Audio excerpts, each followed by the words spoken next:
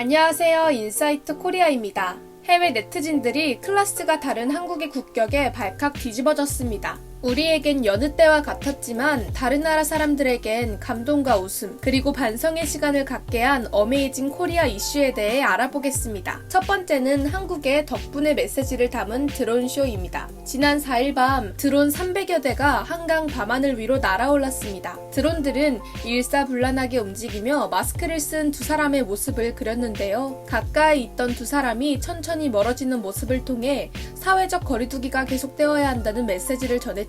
드론들은 약 10분 동안 흩어졌다 모여들기를 반복하며 덕분에, 국민 덕분에, 힘내라 대한민국 등의 희망의 메시지를 전했습니다. 쇼의 마지막은 태극기가 펄럭이는 장면이었습니다. 이는 국토교통부가 코로나19 사태 장기화에 지친 국민을 위로하고 의료진에 대한 응원 메시지를 전하기 위해 기획한 플랩시몹 쇼입니다. 행사는 인파가 몰릴 것을 우려해 사전 예고 없이 진행되는데요. 쇼 직후 SNS 등을 통해 영상이 공유되면서 뜨거운 호응을 얻었습니다. 코리아 드론쇼 영상은 한국보다 해외에서 더 뜨거운 화제가 되었습니다. BBC 뉴스, 뉴욕타임즈, 유로뉴스 등은 서울 밤하늘을 밝힌 한국 정부의 아름다운 드론 프로젝트에 대해 일제히 보도했는데요. 특히 한 손 위에 엄지손가락을 편 손을 포개놓은 것은 한국 사람들이 의료진에게 감사를 표하는 소셜미디어 캠페인 땡스투의 의미다 라는 설명을 덧붙이기도 했습니다. 영상으로 드론쇼를 접한 해외 네티즌들은 젠장 멋있다. 이걸 보면서 꺽꺽거린 게 부끄럽지만 그 정도로 멋졌다. 이 나라는 우리에겐 분에 넘치는 황송한 나라다. 한국 의료진뿐만 아니라 가능한 많은 의료진이 이 영상을 보길 바란다. 당신들 덕분이다. 불꽃놀이보다 환경오염도 적다니 이게 표준이 되는 날이 너무 기다려져. 등 벅찬 소감을 전했습니다. 한편 외국인들을 일제히 부끄럽게 만든 소식이 있었습니다. 두 번째는 주한미군들의 해운대 폭죽 난동 사건입니다. 7월 4일은 미국의 독립기념일입니다. 1776년 7월 4일 미국이 독립선언문에 서명하고 자유와 독립을 쟁취한 날짜를 전 국민이 매년 기념하는데요. 미국에서 가장 크게 기념하는 공휴일 중 하나로 저녁에선 전통적인 퍼레이드는 물론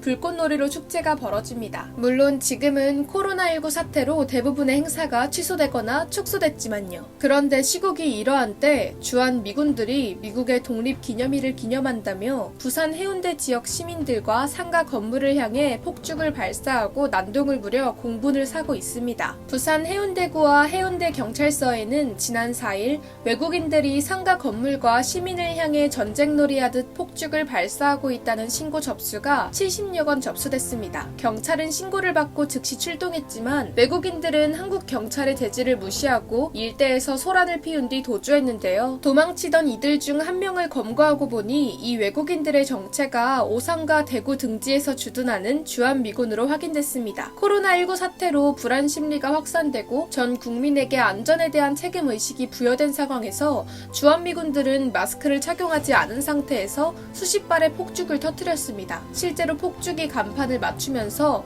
이로 인한 인명피해까지 발생할 수 있는 상황이었죠. 목격자가 많았던 만큼 당시 상황을 촬영한 영상이나 사진이 SNS 등을 통해 확산되면서 공분은 점점 더 커지고 있는데요. 이런 상황에서 하태경 미래통합당 국회의원은 사람을 향해 폭죽을 난사한 것은 폭력 상해이기도 라며 경찰은 시민들의 신체에 위해를 기도한 이 외국인들을 모두 체포해 엄벌에 처해야 한다고 지적했습니다. 이는 실제로도 가능합니다. 주한미군의 법적인 지위를 규정한 소파 규정의 22조에 따르면 주한미군이 저지른 비공무 사건에 대해서는 한국이 체포, 수사, 재판할 수 있습니다. 그러니 주한미군의 체포, 수사, 재판 관한 권한 역시 우리나라 수사당국에 있는 것이죠. 더구나 이번 사건은 우리나라 국민들뿐만 아니라 미국 국민들의 분노도 함께 샀기 때문에 차후 처벌이 더욱 엄중해야 될 것으로 예상되는데요. 한국의 시민의식이 돋보이는 요즘이라 그런지 해외 네티즌 반응은 사뭇 진지하게 흘러가고 있는 상황입니다. 미국의 네티즌들은 주한미군들의 태도를 담은 영상물에 주한미군 통행금지 카운트다운 3, 2,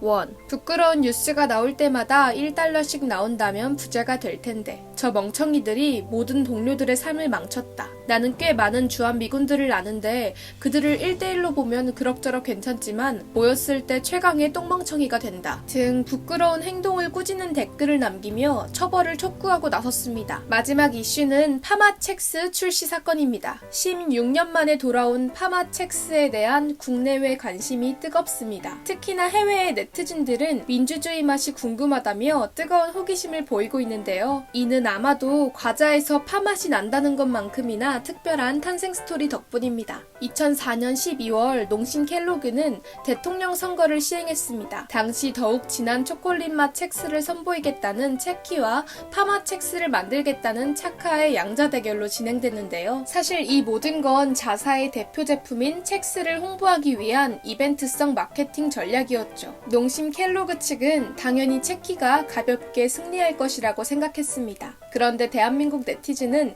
역시나 호락호락하지 않았죠. 예상을 깨고 파마 첵스를 만들겠다는 차카에게 온라인 ARS 투표가 몰리기 시작했습니다. 차카의 우세가 확정되었고 파맛 시리얼은 언제 출시되냐는 문의가 쏟아졌습니다. 하지만 농심 켈로그 측은 선거 결과를 인정하지 않았습니다. 오히려 중복 투표 가능성을 지적하며 결과를 바꿔 체키가 대통령이 당선됐다고 발표해버렸죠. 온라인에서는 농심 켈로그와 체키를 독재자로 비유하며 규탄했습니다. 마케팅 이벤트로 인한 일종의 해프닝이었는데요. 그로부터 16년이 지난 현재 농심 켈로그가 7월 1일 파마 첵스를 출시하며 늦어져서 미안합니다라고 사과를 전했습니다. 농심 켈로그 측은 첵스 파맛은 끊임없는 소비자의 관심과 요청으로 탄생했다. 한정판으로 출시했지만 소비자 반응을 보고 추후 정식 출시 등도 고려해볼 계획이다 라고 출시 배경을 설명했죠. 16년간 이어진 독재 타도 규탄의 목소리에 결국은 초코나라 독재자도 두 손 두 발을 들고 만 것인데요. 현재 파마첵스는 한정판으로 전국 대형마트와 온라인 채널에 출시됐는데 이틀 만에 유통 물량이 품절돼 버렸다네요. 16년의 투쟁에 넣은 민주주의 맛은 과연 어떨까요? 다행히 맛은 꽤 괜찮나 봅니다. 요리왕 비룡, 허팝,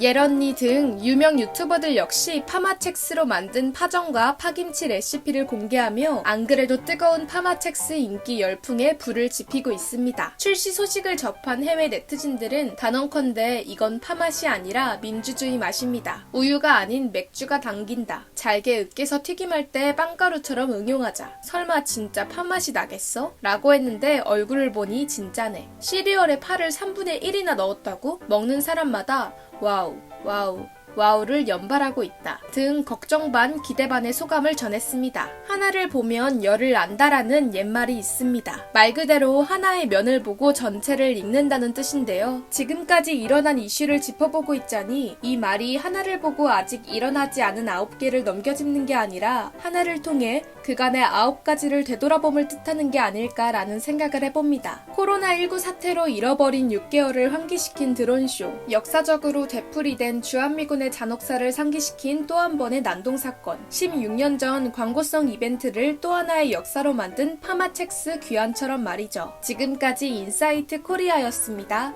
감사합니다.